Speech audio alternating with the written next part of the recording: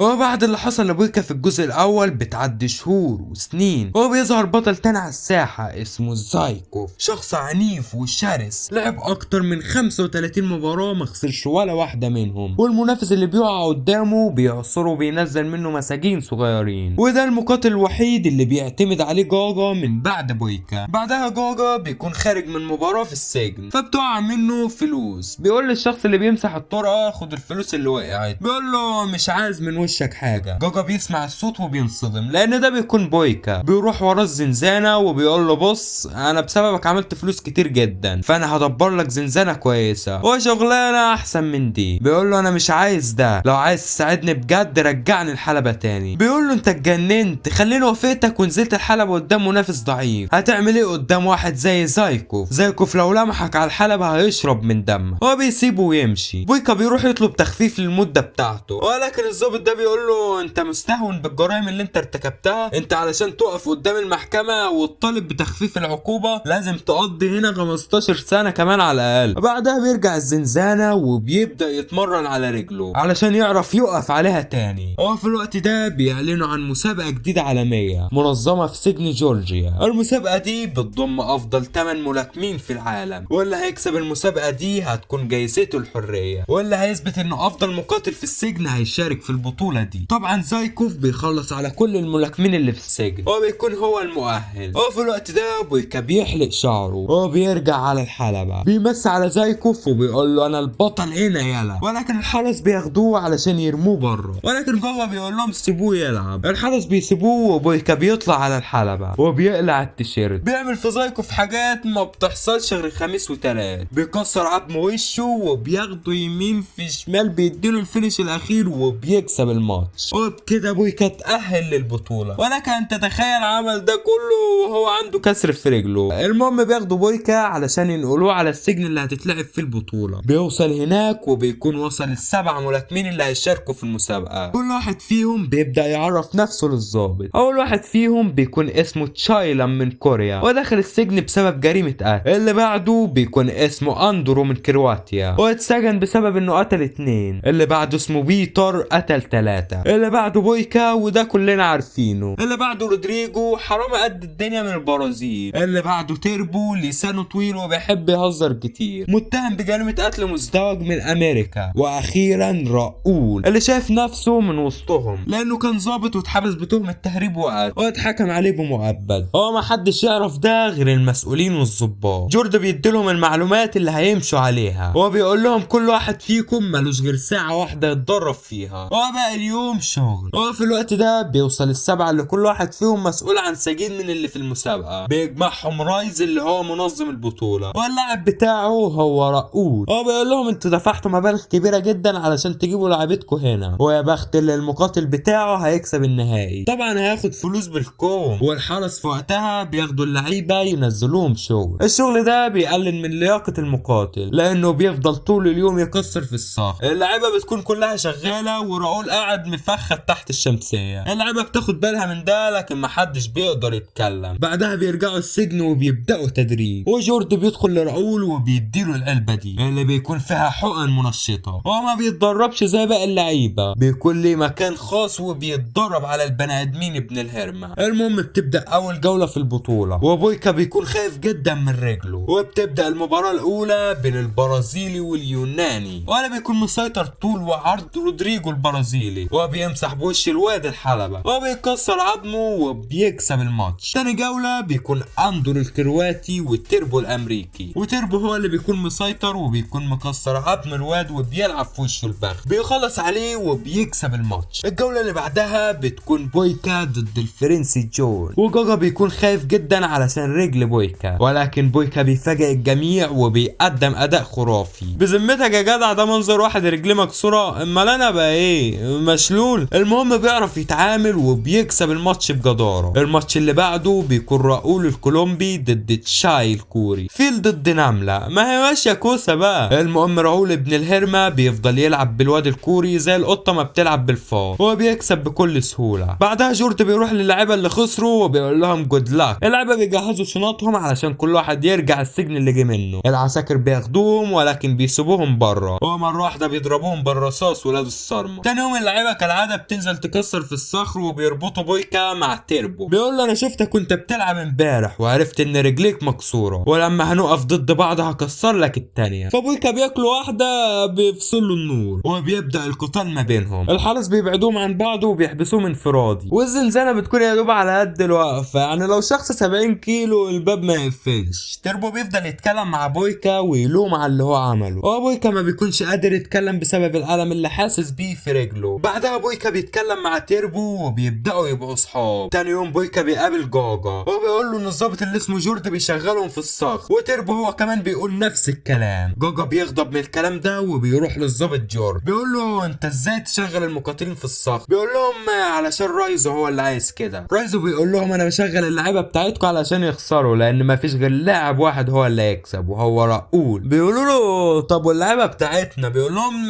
تقدروا تنزلوا دلوقتي وتراهنوا بفلوسكم على راؤول وتسيبكم من اللعيبه الضعيفه اللي معاكم دي، وكده كل واحد فيكم هيبقى كسب مكسب كويس. جاجا بيقول له تضمن لي ان بويكا يخسر؟ بيقول له اضمن لك ده. تاني يوم بويكا وتيربو بيتفقوا انهم هيعتبروا الشغل ده تمرين، وفعلا بيتدربوا وهم شغالين. بعدها تيربو بيقول لبويكا انا قررت اخش البطوله دي علشان اولادي، معايا ولد وبنت بقالي فتره كبيره ما شفتهمش، انت بقى دخلت المسابقه دي ليه؟ بيقول له علشان اثبت للكل ان اقوى مقاتل في العالم، انا عشت طول حياتي اتدرب علشان اثبت ده، وتاني حاجه انقذ حياتي، احنا هنا مش بنقاتل على الحلبه بس، احنا هنا بنصارع الموت. بعدها رجليه بتوجعه فتيربو بيديله الاعشاب دي وبيقول له خد دي وحطها على رجلك هتبقى احسن من الاول. بعدها جاجا بيجيب فلوسه وبيحط الرهان، وبتكون المباريات اللي بعد كده هيلعب بويكا ضد رودريجو وتيربو ضد راؤول، وفعلا بتبدا مباراه رودريجو وبويكا، وللامانه بيعملوا ماتش جبار. الاتنين بيكونوا اجمد من بعض في كل حاجه، الاتنين مفيش حد فيهم افضل من التاني. ولو قلت لي تختار مين يكسب هقول لك بويكا طبعا، انت هتهزر ولا ايه؟ هو فعلا الولا بويكا ابن اللعيبه بيحط عليه وبيكسب، وبروح رياضيه بيروح يسلم عليه وبيقول له عاش يا وحش. بعدها بياخدوه في نفس المكان بره وبيخلصوا عليه. بعدها رايز بيقول للمدير جورد الواد اللي اسمه بويكا ده مش سهل ابدا، واكيد صاحبه الامريكي مش سهل زيه، انا قلقان الواد الامريكي يكسب راؤول. بيقول له ما تقلقش انا هعمل معاه الصح. بياخد الحرس وبيكسر عظم تيربو قبل الماتش. بويكا بيقول له مين اللي عمل فيك كده؟ بيقول له المدير، ما تشغلش بالك انت وروح اتدرب. وفعلا بويكا بيروح التدريب وراؤول بيروح له، بيقول له انا سمعت عنك كتير، سمعت انك افضل مقاتل في العالم، وسمعت كمان ان في مقاتل امريكا علم عليك وكسر رجلك، بعد ما اخلص على زميلك هلعب قدامك واكسر لك التانية، وكمان هكسر وشك واخليك ترجع تمسح الحمامات تاني. بويكا بيقول له يا مصبر الوحش على الجحش عايز يا عم، وبيقول له هوفر كلامي وهرد عليك في الحلبة. بعدها بيكمل تدريب وراؤول بيروح يتدرب علشان ماتش تيربو، وتيربو ما بيكونش قادر يحرك جسمه من الضرب اللي اخده من الحرس، وبويكا ما بيكونش عارف يساعده. تاني يوم وهم رايحين على الشغل بويكا بيقول له انت مش هتعرف تكسب الكلب راؤول بحالتك دي، انت لازم تهرب. بيقول له لا انا هقاتل. بيقول له بحالتك دي انت مش هتعرف تكسبه. بيقول له مش مهم هخسر وارجع مكاني تاني. بيرد عليه عم حنبله وبيقول له مفيش الكلام ده، اللاعب اللي بيخسر بيموت بعدها على طول. بويكا بيقول له صدقتني انا هكسر السلسله دي وانت تهرب على الغابه. وفعلا بويكا بيبدا يكسر السلسله والحرس بياخدوا بالهم وبييجوا جري عليهم. بويكا وتيربو بيعملوا ميكس جبار وبيضربوا كتير منهم. بويكا بياخد المفاتيح وبيفك السلسله وفعلا بيهربوا، ولكن بيجي العسكري ده وبيضربه في وشه وبيغمى عليه. بيصحى يلاقي نفسه متسلسل وبيسالوه عن تيربو. بيقول لهم انا عايز اقابل جاجا. بيقول له هو انت فاكر ان جاجا يقدر يساعدك؟ بيقول لهم لا هيساعدنا علشان الفلوس اللي مراهن عليا بيها. مره واحده بيظهر جاجا بيقول له اسكت انت ما تعرفش اللي حصل، مش انا غيرت رايي وحطيت فلوس الرهان لصالح راؤول، اصل انت بصراحه هتخسر وانا ما عنديش استعداد اخسر جنيه واحد من فلوسي، ده انا ممكن اتشال لو ده حصل. بويكا بيقول له انت انسان حقير ووعد مني اللي هزعلك على كل فلوسك اللي انت بتحبها. هو فعلا بيبدا اليوم الاخير اللي هيحدد مين البطل، واغلب الناس بتكون حاطه الرهان على راؤول. بتبدا الجوله وراؤول بيكون مسيطر طول بعرض في الماتش، وبويكا بياكل ضرب ومن كتر الضرب اللي بياخده بيدوخ، ولكن بيفوق عليه من تاني وبيخش في اجواء الماتش، ولسه هيستخدم رجليه ولكن راؤول ابن الهرمه بيمسكه منها وبيكسرها له، وكل اللي حاطط رهان على راؤول بيكون في منتهى السعاده. ولكن جاجا بيقول لهم لسه مش ده اخر بويكا. فعلا بويكا بيقدر يفك رجله، ولكن ابن الصرمه بيكون مركز على رجليه المكسوره فبيسيطر اكتر في المباراه، ورغم ان جسمه كبير بيعرف يستخدم رجليه الاتنين كويس، وهو بيرفس بيهم بويكا بيجيبه على الارض. بويكا بويكا ما بيكونش قادر يتحرك من رجليه، ولكن بيفتكر انه لو خسر الماتش هيبقى خسر كل حياته. فبياخد القماشه اللي في المساحه وبيربطها على رجله وبيبدا يقف من تاني وبيطلع له على الحلبه. بيكون راؤول بيحتفل وفاكر نفسه كسب، فبيبص وراه بيلاقي بويكا واقف زي الاسد بيسقف له بسخريه، وبمجرد ما بيقرب منه بياخد اول بوكس. ومن بعدها عينك ما تشوف الا بويكا وهو بيمرجحه على الحلبه. الجمهور كله بيبدا يشجع بويكا اللي بيكون نازل واكل شارب نايم قايم طاحن راؤول على الحلبه، وبيكسر رجل راؤول بنفس رجليه المكسوره. راؤول بيفضل يصوت من الالم، وبويكا بيكسب الماتش وبيثبت انه اقوى مقاتل في العالم، والكل بيكون في منتهى الذهول من اللي حصل. وجاجا بيقول لزيكو انت خسرت له كل فلوس يا ابن الارمه وربنا يخلص عليه. وفي الوقت ده جورد بيروح لبويكا وبيقول له انت صحيح كسبت لكن مش هتنول حريتك لانك كنت السبب الرئيسي في تهريب تيربو، هترجع لسجنك القديم تاني. بويكا بيقول له مش مهم، المهم ان حققت اللي جاي علشانه. بيقول له يلا العربيه مستنياك. بياخدوه ولكن بينزلوه في نفس المكان اللي بيقتلوا فيه اللعيبه، وبيكونوا خلاص هيقتلوا زي اللي قبله، ولكن بيحضر في وقتها تيربو وبيخلص على كل العساكر اللي في المكان. بعدها بيركب العربيه مع جاجا وبيديله الشنطه دي، بيفتحها بيلاقيها مليانه فلوس. جاجا بيقول له ده نصيبك، انا حطيت رهان عليك لان كنت عارف انك هتكسب. تقول لي بقى ركبتك مكسوره عينك مشهوره ودانك مخرومه، لو هتلعب بصباع واحد هتفضل افضل مقاتل في العالم. هو دلوقتي انت راجل حر وكمان مليونير، ايه شعورك؟ بيقول له نزلني هنا. هو فعلا بينزله وبيودع صاحبه وبيفضل يجري في الشارع من الفرحه. وهنا بينتهي الفيلم. بيبدأ الفيلم بيوري بويكا بعد ما ربنا تاب عليه الجزء اللي فات قرر يستقر في اوكرانيا. هو بيكون عايش على فلوس المباريات الغير شرعيه علشان مش لاقي بطولات شرعيه يخش فيها. بيخش على صاحبنا ده بيكسر عظمه وبياخده يمين في شمال، وهو بيكسب المباراه كالعاده يعني. اما سجن روسيا اللي كان مسجون فيه ظهر فيه بطل جديد بياكل اطفال مجففه. بتبدأ المباراه اللي هي عباره عن خلطه سحريه بيعلمك يا ست الكل طريقه عجن الكفته. هنجيب بغل زي ده وندخله على الخروف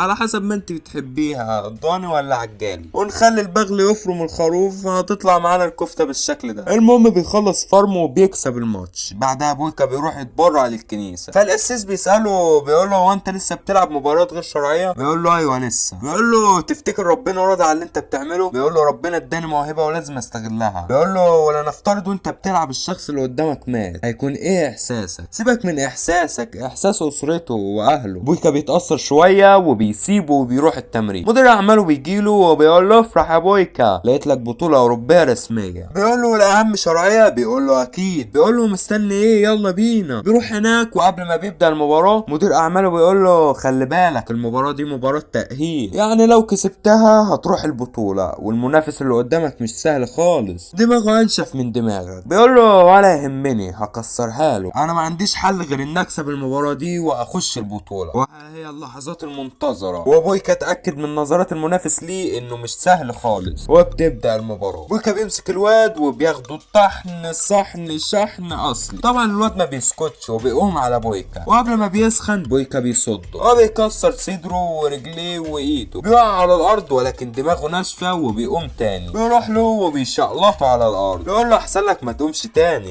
لكن الواد ما بيسمعش الكلام وبيقوم. بويكا خلقه بيضيق فبيقرر يفصله، ما بيقومش تاني. وقال لك من الاول يا ابني بتنشف دماغك ليه؟ المهم مدير اعماله بيبارك له ومنظمين البطوله بيروحوا له وبيقولوا له عاش عليك يا بويكا، احنا مبسوطين انك هتروح البطوله، اكيد البطوله دي اتعملت علشانك. بيقول له طبعا ما الفيلم كله علشاني. مدير اعماله بيديله فلوس الماتش وبيسيبه ويمشي. وهو خارج بيقابل الشخص اللي كان معاه على الحلبه. بيقول للممرض هو ماله في ايه؟ بيقول له لا ما تقلقش ده حاجات بسيطه، ارتجاج على نزيف داخلي بخلاف النزيف الخارجي، يعني ان شاء الله هيموت قريب، ده لو ما ماتش في الطريق يعني. في الوقت ده بيفتكر كلام القسيس وبيكون في منتهى الحزن وما بيعرفش ينام الليل من كتر التفكير. تاني يوم بيروح لمدير اعماله بيقول له الراجل اللي انا طحنته امبارح ده عامل ايه؟ بيقول له مات امبارح. بيقول له يعني ايه مات؟ طب هو منين؟ بيقول له من روسيا. بيقول له طب هو متجوز مخلف امه وابوه؟ بيقول له معرفش ده حتى شنطته اهي. النتر ما سايبش فيها ولا جنيه. بياخد الشنطه وبيفتشها بيعرف ان اسمه فيكتور ومتجوز. بيقول له اضرب لي جواز سفر. بيقول له هتروح فين؟ بيقول له انا لازم اسافر روسيا. بيقول له روسيا مين؟ انت مطلوب هناك ولو رحت هتقبض عليك، نسيت حلم البطوله اللي هتبدا بعد اسبوعين. بيقول له انت مال اهلك اضرب لي باسبور في اسرع وقت، وبيسيبه ويمشي. ودي بقى جنازه فيكتور. اما دي مراته ألما. الناس بتعزيها وزور بيجي وبيقول لها شد حيلك. بتقول له قدر ومكتوب يا اخويا هنعمل ايه؟ بيقول لها طيب مش هتجيبوا الفلوس اللي عليكم؟ بتقول له انت مفيش عند امك دم خالص. لاحظ ان جوزي لسه ميت، وعموما انا هشتغل عندك لحد ما اسدلك فلوسك كلها. بعدها مدير اعمال بويكا بيجيب له الباسبور، هو بيقول له هتعدي الحدود بالساعه، ولكن جوه البلد احذر وخلي بالك من اي كمين، ابعد عن المشاكل بقدر الامكان وامشي تحت الحيط لحد ما تروح وتيجي بالسلام. هو بيسيبه ويمشي. بيوصل الحدود بيقابلهم كمين. الظابط ده بيقول له باسبورك يا وحش. بيقول له اهو. بيقول له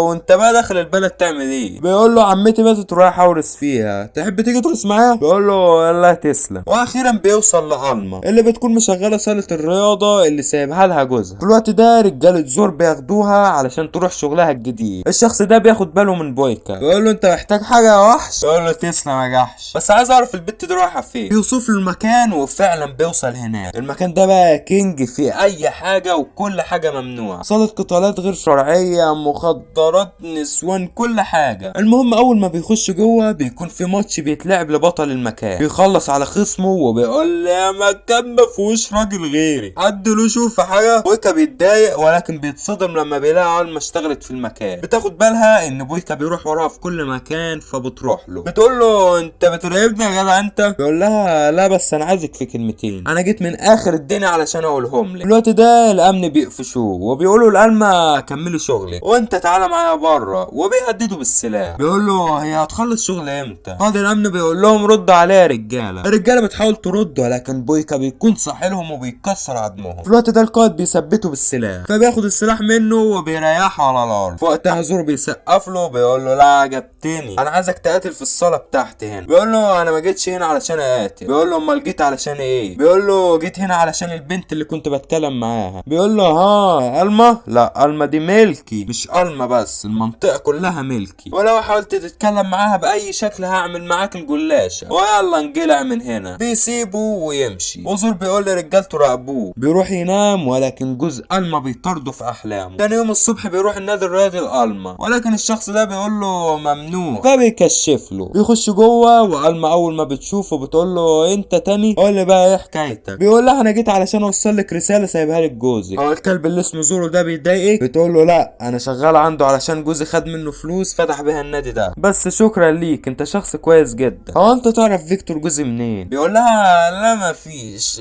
انا اللي كنت السبب في موته، بس وربنا كان حادث، انا جيت هنا علشان اساعدك ومستعد اعمل اي حاجه علشانك. بتقول له تقدر ترجع لي جوزي؟ بيقول لها لا بس خدي دي فلوس القتال اللي كان ما بيننا. بتقول له دي فلوس دم جوزي اللي انت نهيت حياته، خد الفلوس دي ومش عايز اشوف وشك تاني. بيسيبها ويمشي. وهو خارج حزلقوم بيقوم ولكن بينامه تاني. المهم بيرجع لزور اللي بيقول له انا مش قلت لك مش عايز اشوف وشك هنا تاني؟ بيقول له انا موافق على عرضك بس عندي شرط. بيقول له امرني. بيقول له هلعب ماتشين وتنسى الفلوس اللي ليك عند ألما. بيقول له هتلعب 3 ماتشات ومنهم ماتش ضد بطل الحلبة بتاعي. بيقول له عشان خرق على ما بيردش عليه وبيكمل كلامه مع زور. بيقول له انا هلعب مباراة يوم وهريح يوم. بيقول له هتلعب 3 مباريات في اسبوع؟ لا ده انت ناوي تخسر بقى. بيقول له بعيد عنك اصل مستعجل. بيقول له تمام يا بويكا. بويكا بينصدم فبيقول له ما تستغربش وما تقلقش من الشرطة، محدش هيقدر يجي ناحيتك. بعدها بيكلم مدير اعماله وبيقول له انا هتاخر اسبوع. بيصرصر معاه فبيقفل في وشه. هو بيجهز شنطته وبيخرج. في الوقت ده بيلاقي ألما جاياله. بتقول له انت مجنون، انا ما طلبتش منك تقاتل علشاني. بيقول لها ومين قالك ان انا بقاتل علشانك؟ انا برد جزء من دين جوزك ودي اقل حاجه ممكن اعملها علشانه، اعيشك الباقي من عمرك حره. هو بيسيبها ويمشي. بيبدا تدريب فحماسه بيقول له البتاعه دي بتاعتي ما تلعبش فيها، فبيلعب في وشه البخت. بتبدا اول مباراه والكل بيكون منبهر باداء بويكا المستجاب، وبويكا بياخد الواتش اللحم اللحى على قفصه اللحم ما بيرحمهوش، وألما بتكون بتتفرج عليه. في الوقت ده بويكا بيجيب الواد على الارض وزور بيكون مستني يقتله، ولكن بويكا ما بيرضاش يكسر وشه، والماتش بينتهي بفوز بويكا. وألما بتروح له بكوبايه ميه بيشرب وبيقول لها ما تعرفيش مكان اتدرب فيه؟ اصل الشباب اللي هنا بتوع مشاكل. بتقول له تعالى اتدرب في المكان اللي كان بيتدرب فيه جوزي.